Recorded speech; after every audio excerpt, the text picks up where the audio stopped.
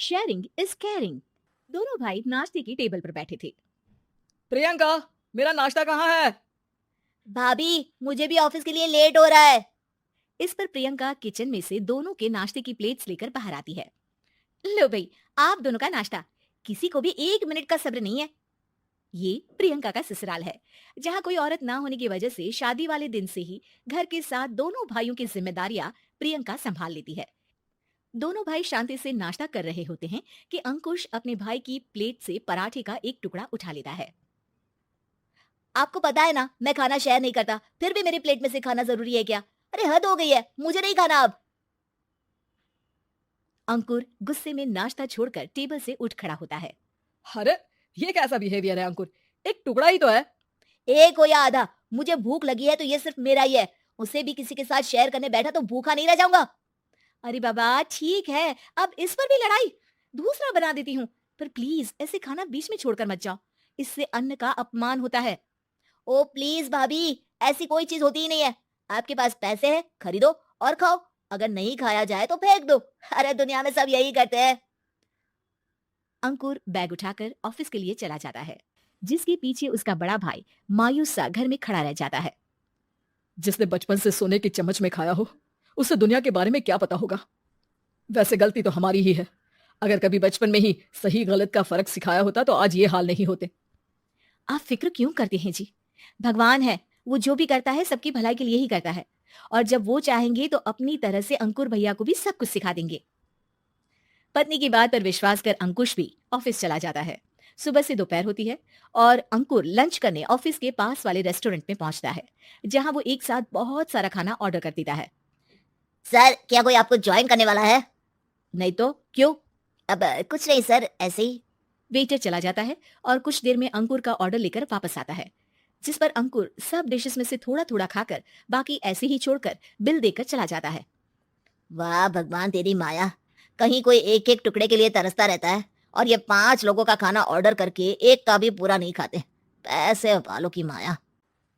Waiter table साफ कर बचा हुआ सारा खाना लेकर रेस्टोरेंट के पीछे घूम रहे बच्चों के पास पहुंच जाता है, जिसे देख बच्चों के चेहरे खिल उठते हैं। वाह, आज इतना सारा खाना आया। थैंक यू भैया, भगवान आपको खाने की फैक्ट्री बना दे।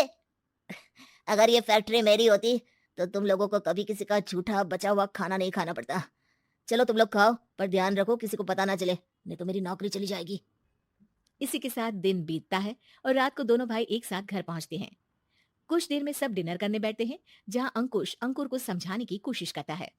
अंकुर, अगर हमें लाइफ में सब कुछ मिला है, इसका ये मतलब नहीं कि तुम उसका गलत फायदा उठाओ, बल्कि तुम्हें उसकी मदद से दूसरों को भी मदद करनी चाहिए। भैया, जिनके पास नहीं है उनकी वजह मैं तो नहीं ना। और ऐसे बहुत लोग हैं जिनके पास सब कुछ है। इसलिए अगर मैं एक इंसान कुछ नहीं करूंगा तो कोई फर्क नहीं पड़ने वाला। तुम्हारे भैया बस एक चीज समझाना चाहते हैं कि जिस चीज की हमारे पास कमी नहीं है, उसे बर्बाद करने से अच्छा है कि लोगों के साथ शेयर करें। इससे हम सिर्फ सामान नहीं, खुशियां भी बांटते हैं, और इसमें तुम्हारा ज्यादा कुछ तो जाएगा नहीं। भैया भाभी की बात सुन अंकुर कुछ बोले बिना उठकर चला जाता है। इसी तरह दिन बीतते रहते हैं, जिसमें अंकुश और प्रियंका कोशिश तो बहुत करते हैं, पर अंकुर पर किसी भी चीज का कोई असर नहीं पड़ता। एक दोपहर अंकुर सैंडविच खाते हुए सड़क के किनारे चल रहा होता है। तभी उसकी नजर आइसक्रीम वाले पर पड़ती है और वो सैंडविच सड़क किनारे फेंक आइसक्रीम खरीदने पहुंच जाता है। अब इसे कहते हैं जिंदगी का सुख। जैसे ही अंकुर आइसक्रीम लेकर पीछे मुड़ता है तो एक आदमी को सड़क से वही सैंडविच उठाते हुए देखता है। वो आदमी बहुत कमजोर, गरीब, जैसे बहुत दिनों से खाना ना खाया हो वैसा लग रहा था। अंकुर उसके पास जाकर खड़ा हो जाता है। उसे देखकर आदमी सैंडविच अंकुर की तरफ कर देता है। आपको भी खाना है क्या? क्या हम इसे आधा आधा कर ले? मुझे बहुत भूख लगी है। वो मेरा ही झूठा सैंडविच है, तुम दूसरा खरीद कर क्यों नहीं खा लेते? इसे क्यों खा रहे हो? अरे भैया, अगर खरीदने के पैसे होते तो 4 दिन से भूखा नहीं घूम रहा होता। हैं? क्या तुमने 4 दिन से कुछ नहीं खाया, फिर भी इस आधे सैंडविच को मेरे साथ बांटने के लिए तैयार हो गए? क्यों? अरे भैया, पैसा नहीं है तो क्या हुआ, इंसानियत आज भी उतनी महंगी नहीं हुई, और ना ही उस पर अमीर गरीब का टैग लगा है जो हम उसे रख ना सके। पर अफसोस, आजकल लोगों के अंदर पोषण, खून या विटामिन से ज्यादा इंसानियत की कमी होने लगी है।